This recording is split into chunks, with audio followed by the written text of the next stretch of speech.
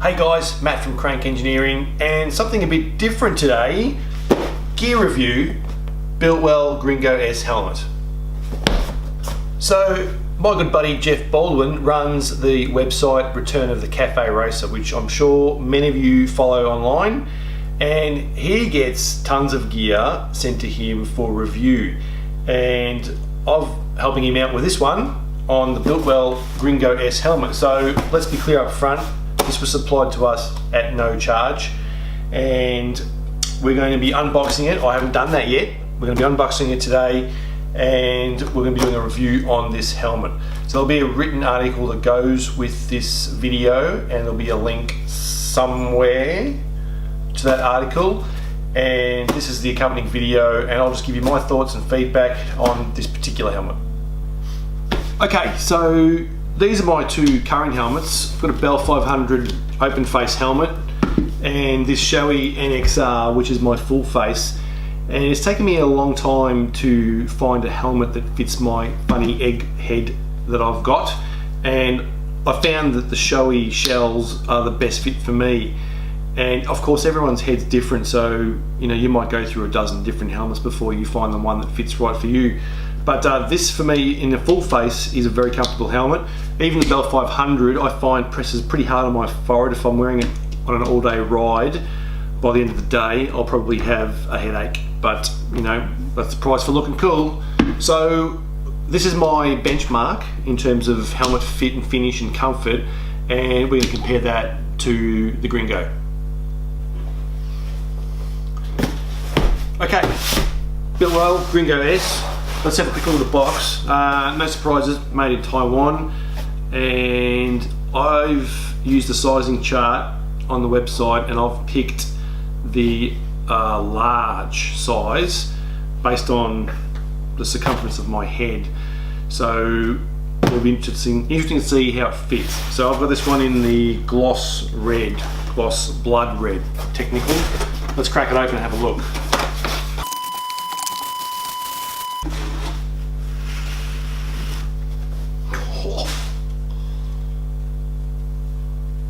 Well, very nicely packed, and obviously protecting it well in shipping, and mate, this finish just pops. So that blood red is beautiful. I'm hoping this comes up somewhat in the camera, but that's a really good looking helmet. So there's a couple of marks on this cap here, some scratches. But other than that, the shell's in great condition. So this particular one is has a face shield. So this is the Gringo S model with the flip down face shield. So let's see how that goes. Okay, so there's a press stud on this side to secure the face shield, so you can put a finger under there and then lift it up.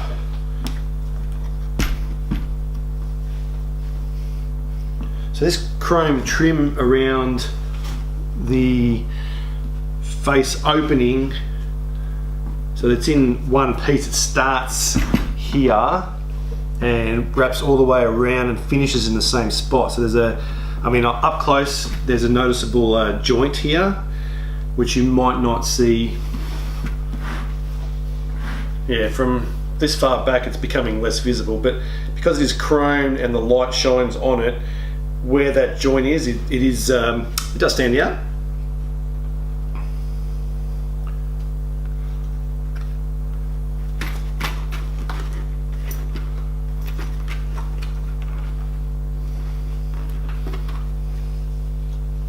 Okay, quite a nice interior as well.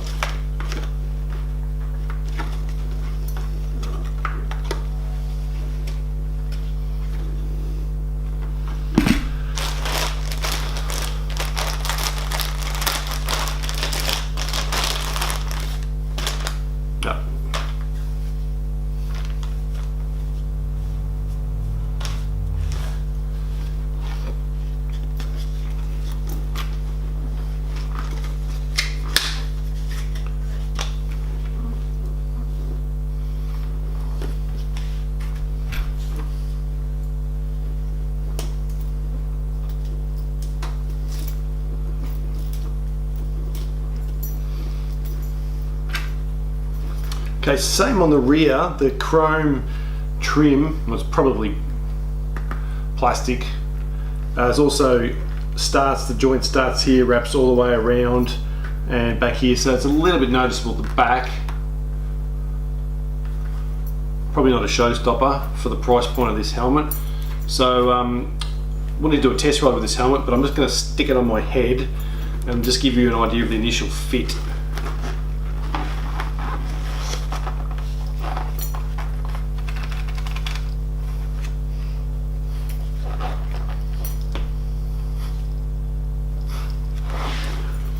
So firm, snug, didn't feel any undue pressure.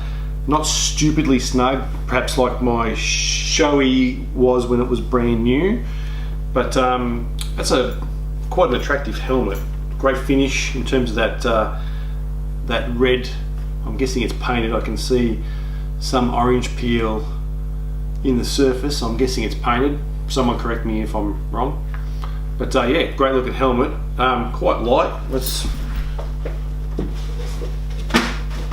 unscientific test, probably about the same. I will weigh these and put some information into the article. So next step, let's get it out on the bike and see how it goes. Okay, so as I remember or come across any other points, I'll quickly shoot a bit of video to go with it. So for all you guys here in Australia, this helmet will get you a fine from the local police because it's not Australian standards approved, so it's DOT, so it's an American specification. So if your local highway patrol pulls you up and they know what they're looking for, you can collect a fine from them on the side of the road. Otherwise, you just need to check in your local jurisdiction whether this is going to get you into any trouble or not. So FMVSS number 218. So it is certified in the US, not much good in Australia, but we're at your own risk. Okay, so I've just peeled the sticker off the visor and I could have read you all this marketing stuff on the front here. So expanded polystyrene inner shell, internal biofoam chin pad with contrast stitching, injected molded ABS outer shell with hand painted finish, there you go, painted. Injection molded laser CNC cut polycarbonate eye port shield, stylish rugged aluminium hinge covers and mounting hardware, removable lycra liner with contrasting diamond stitched quilted open cell foam padding. You should check out that removable liner, I think.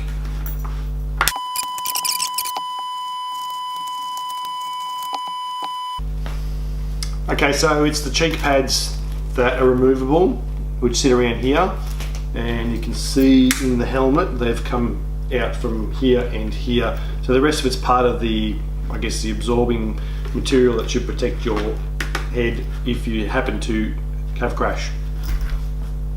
Okay, just a couple of other points I noticed while I'm looking at the helmet. I'm expecting this to be quite a bit noisier inside the helmet than my Shoei for a couple of reasons. Firstly, compared to quite an expensive Shoei, there is basically no sealing around the visor or the face shield back to the helmet itself, so I'm expecting quite a bit of wind noise, whereas the Shoei I've got has got a rubber seal all the way around, and once the visor's locked down, this is also probably the quietest helmet I've ever owned. So, and I think a lot of that's got to do with the design of the retention for the visor, because there's not another panel here which catches the air and generates noise. So this is a great helmet for those couple of reasons. So I am expecting this to be a little noisier, probably like an open face really, to be honest, but obviously the visor is great if you're riding in wet conditions. So we'll give it a crack, see what we think. I've just noticed on this one there's a few marks in the visor right in the center here, and it just looks like it's been rubbing or fretting, so I'm just wondering whether in shipping it's I think it's been rubbing on, it lines up right on the chrome trim around the front of the helmet, so I think it's probably been rubbing a little bit in motion, and it's just caused a little scratch on the inside of the visor. Now, because it's down there where the chrome is, you can't see it when you'll have the helmet on. I just noticed it when I had the visor up. I was having a look just to see what sort of condition the visor was in. But yeah, we need to get it out of the bike and see how it goes.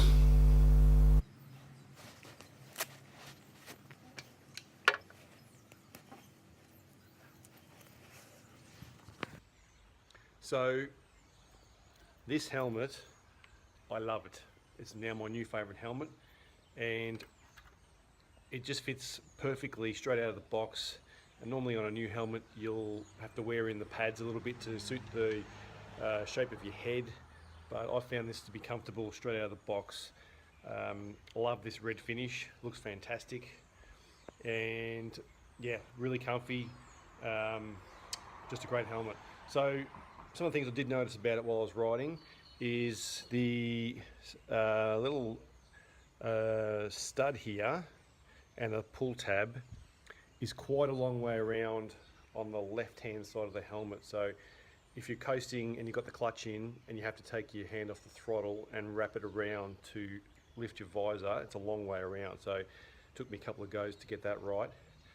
Wind noise was as I expected. It's a lot windier or noisier inside than a full face helmet, but probably the same as an open face helmet. Quite a bit of wind coming up under the bottom of the front, so we might have a chin spoiler on a full face helmet, so this doesn't have that, and there is a bit of wind around your neck and coming up under the chin, but other than that, yeah, great, love it, straight out of the box, fits like a glove. Unfortunately I'm not legally allowed to wear this in Australia, but still a great helmet. So if you're looking for something in this price range, yeah, I had no problems with it. Happily would fork out my money to buy one of these.